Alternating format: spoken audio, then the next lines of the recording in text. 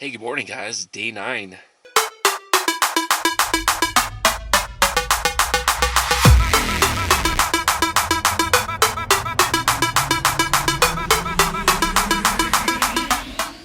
So I woke up at Walmart in Blackfoot, Idaho yesterday, and I just decided to start the day off with a healthy Baconator meal. And the fries were so good that I wanted to see how they're actually grown. So I headed back off to that potato history museum that I missed yesterday. And I was actually kind of surprised because the front door didn't specify Saturday being open, so I was really excited that the door actually opened. It was only $3 to get entry into this place. It was money well spent, I gotta say. I learned about the russet Burbank variety of potato and its history and how it's manufactured and all that good stuff. They were discovered in the Andes Mountains in the 1500s, and then I learned how Blackfoot has some of the most fertile soil for growing potatoes, and how the potato is a tuber plant and it actually has flowers on the top that look a lot like tomatoes. And you're not going to believe this, but Blackfoot, Idaho is the resting place of the largest Pringles chip known to man. This is kind of one of those things you'd see like the biggest ball of yarn in the United States. The largest Pringles chip is their claim to fame here in Blackfoot, Idaho. I thought it was funny, they even have a selfie camera holder out front so you can take pictures in front of that big potato out there. And then, I mean, all in all, I gotta say, that was a great way to spend $3. I got so much entertainment out of it. As I was leaving, there was an air horn going off. I guess that's this part of the country. And then it was time for a shower. I decided to pull off into this little camping area that allows one free night of camping. This was on my way to Jackson Hole. I parked in the way back and backed into the spot and opened up my privacy tent. And it was a good time to, and it was a good excuse to use my tent spikes, and they worked great. I'm really glad I had the privacy tent because I was backed in what I thought was a private space, but there was actually a public trail going through. So there was a few people walking by that actually looked over at my setup and like, what the heck? And I noticed they were staring as they went by too. So I put on a little shower show for everyone. So I got back on the road, and then my next stop was Idaho Falls.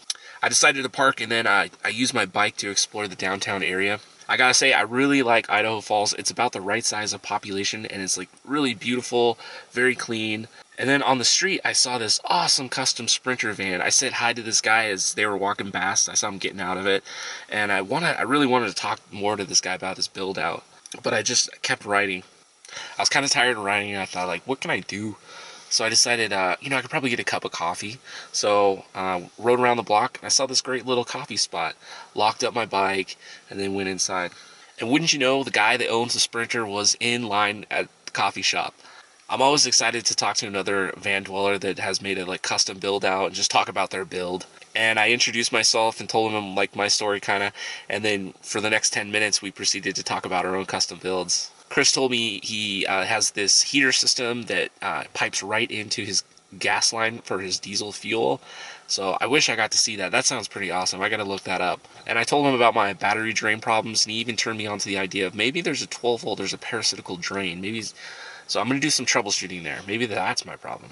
My batteries every morning, they're like going lower and lower, 11.5 this morning. And while I was having my coffee, I Googled what to do in Idaho Falls, and one thing that kept coming up was the Snake River greenbelt river walk. So I hopped right back on my bike, and then I went out there, and I gotta say, I now understand why they call it Idaho Falls. Wow, it was so beautiful out there. I gotta say, I am so happy that I brought the bike. This little adventure alone made it worth bringing the bike. I wouldn't have seen this if I didn't have the bike. It allows me to cover so much ground in a little bit of time. And I saw this really cute golden retriever jumping into the water, fetching its toy. Man, I love dogs. I sure miss Ellie right now. Golden retriever is just an awesome, awesome breed. They're just so playful, so fun, so loving. So cute. So after that, I went back to the van and had a little salad and put the bike back. And I did buy a little drink, and I remember putting that on the bumper as I was loading the bike, telling myself, "Don't forget about this." And then what do you know? Like down a few minutes down the road, I'm thinking, "Oh, that's right. Yeah, I forgot about that drink."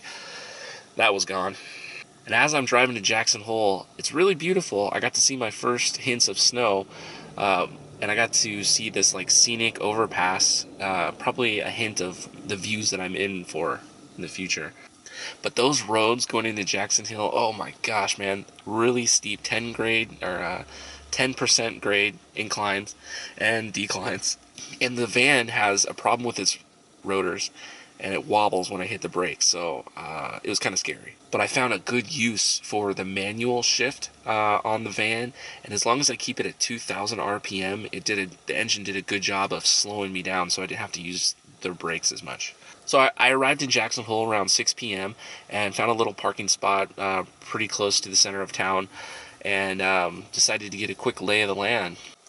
Man, I love being in the van because it allows me to park in these places in cities where RVs and trailers are pretty much discriminated against. They have their own designated parking spots, but then they say that there's no overnights. And it's because they want to make money off of them. They want to cramp them in together in these tight little spaces and then charge $50 a night or whatever. Nothing like that with the van. I'm able to just blend in stealth. And I don't bother anybody. I'm quiet. I'm clean. No problems. Now here's the Central Park area. Do you see these big concrete looking entrances? That's not concrete, those are antlers. A big pile of antlers, and there's 4 of these around the park. I'm not kidding, antlers. Jackson Hole even has a live traffic cam that's streamed to YouTube, and I took a picture of myself. Actually, I went through the crosswalk, and there's like a couple minute delay, and then as soon as I saw myself, I did a little screenshot. Here that is. And Tiffany actually helped me with these too. She was back home watching this on YouTube stream, and she took some screenshots and emailed them to me. So it was getting to be about 8 p.m., and I knew that if I didn't find a restaurant soon, I'd be out of luck for dining out that night. So I Googled and made sure to avoid the plethora of these $4 sign expensive dining here that seems to be everywhere in Jackson Hole. It's a pretty expensive place. I ended up riding the bike like a half mile down the street to this place called Bubba Barbecue, even though there was a 20-minute wait. It was funny because there was like this guy on his phone outside, and he was cursing. He was like, "God damn it, I gotta get out of this hellhole. This is a tourist trap. Everything's expensive here. I fucking hate this place." And then even everybody like on the inside that was waiting, like they all had like a grumpy look on their faces because there's lines everywhere, you know. But it didn't bother me. I like to think outside of the box. So all I did was set a timer for 20 minutes, went outside, called Tiffany, and we had a nice chat on the phone. And it just made the time go by like... So at Bubba's Barbecue, I had these barbecue ribs. I talked to my server, Santiago. He's from Colombia, and he comes up here during the busy season to make a little bit of money, and I think he's going to college. He's a pretty cool guy. The service was really good, but I noticed I got really sick that night. But it could have been the gluten in the Texas toast. I don't know. So I rode back to my base camp, but on the way I saw some lights on, some warm light glow from some of these stores, and it was 9 p.m. and they were still open, so I went inside, checked it out, and here's this new hat that I got. What do you guys think of this? Pretty cool, huh? So tomorrow I'll do some more exploring out here, but for now, it's time to retire for the night. Man, what a jam-packed day of events it's been. I so love traveling in the van. Thanks for watching, guys. If you liked it, please click the like button. If you like my face, please click on the subscribe button. Alright, see you guys tomorrow.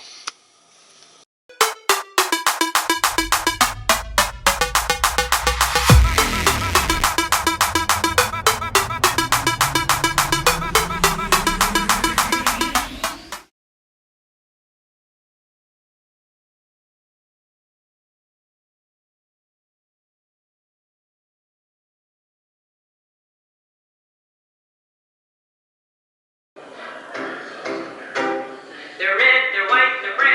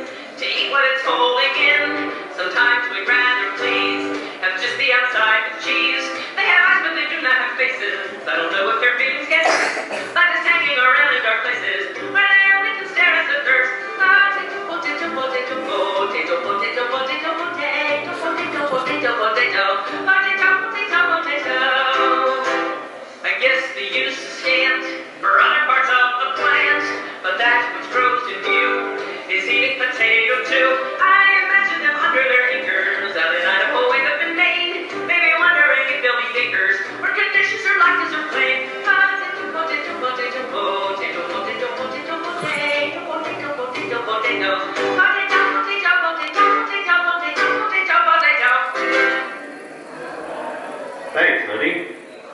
Well, that's the end of our little show. We'll see you again next time. Bye-bye now.